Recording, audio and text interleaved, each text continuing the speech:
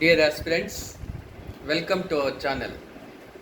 Today I am going to discuss current affairs related to the topic digital media. Recently, Government of India has passed certain guidelines on regulating social media. Here, what is social media? What is the social media?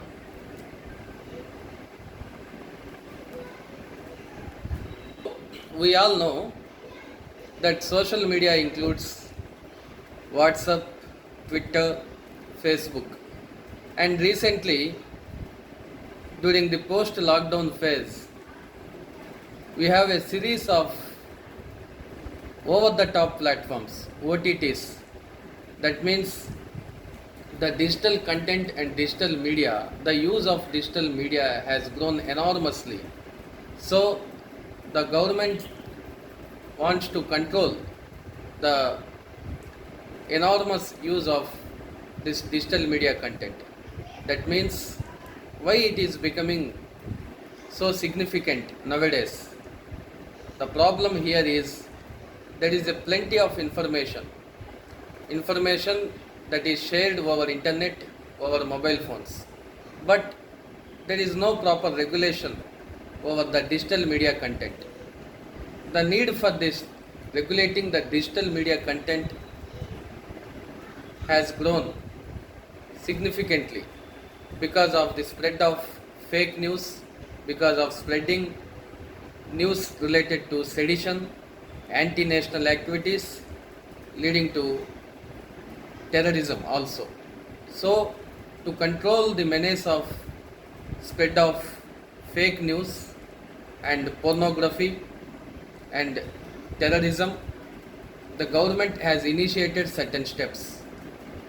As part of these steps, recently on February 26th, 2021, Government of India has passed certain guidelines under the ambit of information technology, intermediaries and digital media content rules 2021. So what what about these rules actually? What the government wants to do? What is the intention of the government? Here the government has set up a three-tier grievance redressal mechanism. What is this grievance redressal mechanism? Till now, there is no such grievance redressal mechanism for digital media and over-the-top platforms, OTTs. We are having certain regulatory bodies for print and TV media, and we also have censor board for films. Similarly, we are having Press Council of India and Broadcasting Council of India. There are so many regulatory bodies at the government level and also at the media level, at the informal level also. But for over the top platforms, there is no such regulatory body. So the government has started this three-tier grievance redressal mechanism. The grievance redressal mechanism functions at the three stages. At the first stage, at the first level, the over the top platform agents will be there. So it will be functioning at the individual level. The complaints will be received by the over the top platform provider, OTT provider, and the grievances will be solved within the time limit of 15 days. Now, at the second stage, what happens? If the complaint or the grievance is not redressed at the individual level, that means individual independent service provider level, then a collective body of OTT platforms will be set up. It is a self-regulatory body. So, this body consists of eminent persons. It is headed by retired judge of Supreme Court or High Court or an independent eminent person. That means this person is an expert or a social activist or a person specialized in the field of media, broadcasting, entertainment, human rights or any other relevant field.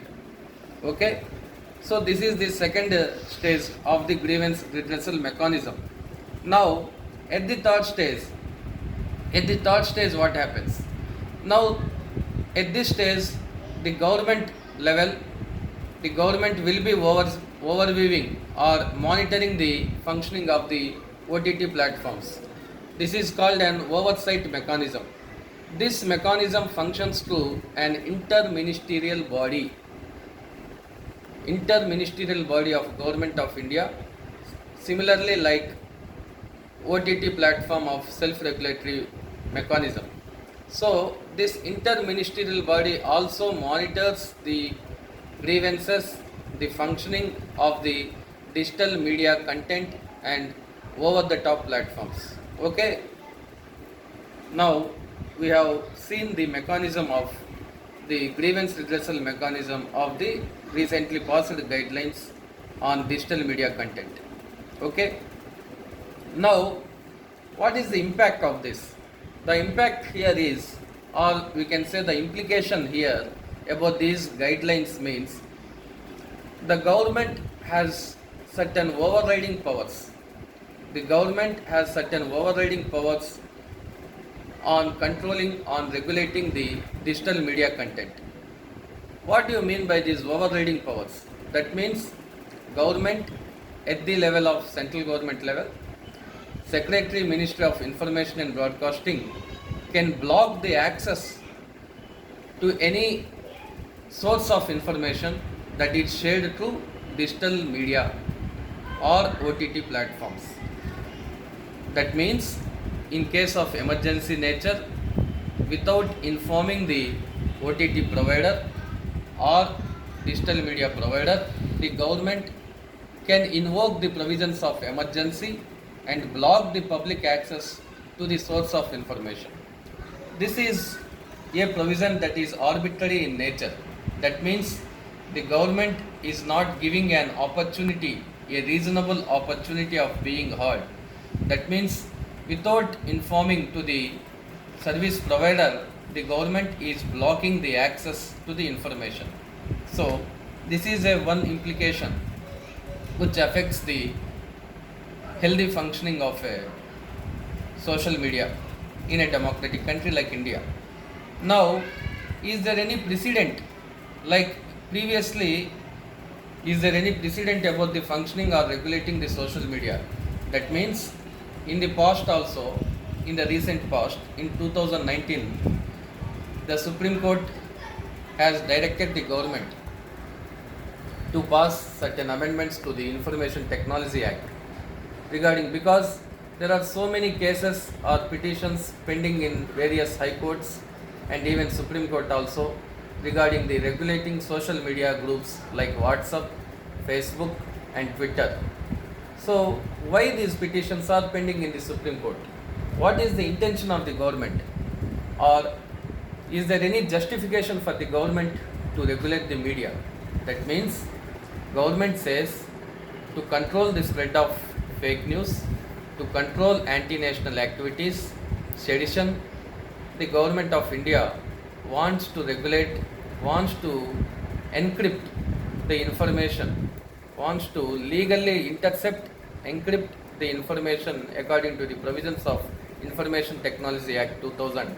Under section 69(1) of the Act, the government wants to encrypt the information because those information which can incite communal feelings, which can lead to the terrorist activities, such things should be blocked. Such information should not be given access to the citizens because it may lead to anti-national activities.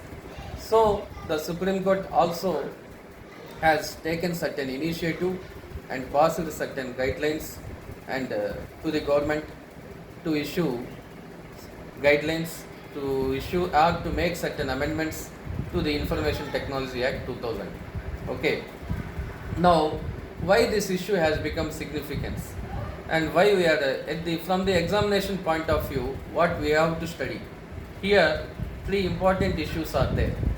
These three issues are related to our general studies and what we study in our polity also. That means it is related to fundamental rights. As seen, from the fundamental rights. Article 19.1, Article 19.1a, what it says?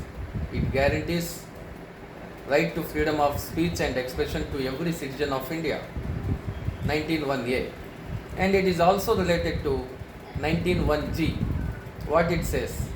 Freedom to practice any profession. So, these two fundamental rights are interrelated to this aspect of regulating the digital media and social media intermediaries. So, how is it related? Now we will study. Here, see, the fundamental rights of citizens is affected because of the arbitrary provisions of certain strict guidelines imposed by the government on OTT platforms and digital media service providers. So how is it going to impact? Here, the freedom of speech and expression is curtailed by blocking the access to information, by blocking public access to the information through mobile phones or through internet or by any service provider through OTT platforms. Simply blocking the information without the consent of the service provider is arbitrary in nature. It curtails the freedom of speech and information guaranteed by the Constitution. That is first issue. Now, the second issue is related to Article 19.1a, 1g, that is right to practice profession. The service provider's profession, the digital media content provider's profession is being curtailed here. That means you are regulating a service provider, you are regulating his business activity. Why? Though the government is justifying its actions in the national interest, in the interest of protecting the security of India, sovereignty of India, to protect the integrity of India, to maintain communal harmony, but certain provisions are harsh and arbitrary in nature. Now here, as a candidate appearing for civil service exam, we have to take a balanced opinion on this. That means right to privacy, right to freedom of speech and expression, right to practice any profession guaranteed under the Indian Constitution should be balanced. Means should be, your rights are not absolute. The fundamental rights of citizens are not absolute. There can be certain exceptions. The government can impose reasonable restrictions on fundamental rights in the interest of the nation, in the national security interests, in the interest of protecting the sovereignty and security integrity of India. The government can impose reasonable restrictions. But here, in a democratic country like India, freedom of speech and expression is of utmost importance, is being gained significance recently because of so many measures taken by the government of India. So, as a democratic country, the government of India should try to maintain certain balance and should reconcile the differences, the contradictions between these two rights, these fundamental rights, as well as the recently passed certain guidelines. Now, as a citizens of India, we have to maintain a harmonious view on the utilization, on the use of internet sources of information that is shared through social media and through digital media. Okay? Thank you.